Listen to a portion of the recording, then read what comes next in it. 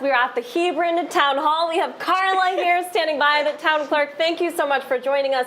We are talking about absentee ballots, and those are for people who physically cannot be there for whatever reason on primary day or on election day. Can you explain to us again, who does this apply to? Who can actually apply for an absentee ballot? There is actually a whole list. There's a whole list on the application. Right, so here's the application, and when you're filling this out, there's a list of reasons why you cannot go to the primary or election. So one could be active service. One is that you just work too many hours and you'll be out of town, or you're on vacation, or a sickness. If you have an illness, or if you're concerned about getting an illness from being in a public place filled with people.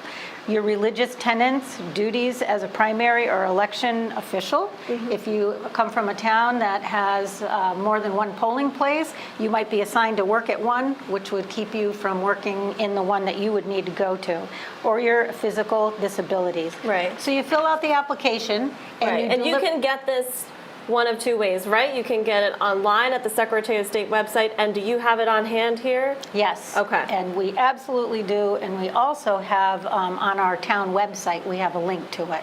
Right. So there's many ways. This is easy process, actually. Right. So you apply, and then you get all this in the mail, correct? I get the application, and I assign it serial numbers, and I put together a packet for you. Okay, so thank you so much. This is the instructions.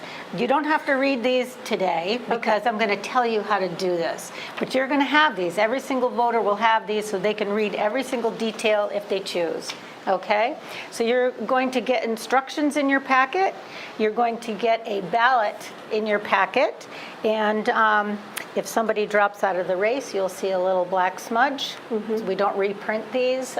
We just mark it off. Small towns can do that. Right. Larger towns would have to reprint. So this is the Republican ballot for Hebron, and this is the Democratic primary ballot for Hebron. So we call this A for absentee ballot. So you get your ballot, you fill in the holes, the blanks, for the person you're voting for. Then you fold this up. Then you put A into the B envelope. The B envelope, this is where a lot of people get confused. You have to sign it. It has to have your signature and the date that you have filled this out. Does it have to be on this line? You could sign it anywhere. Anywhere, okay. But why would you not want to sign it on the line that says signature?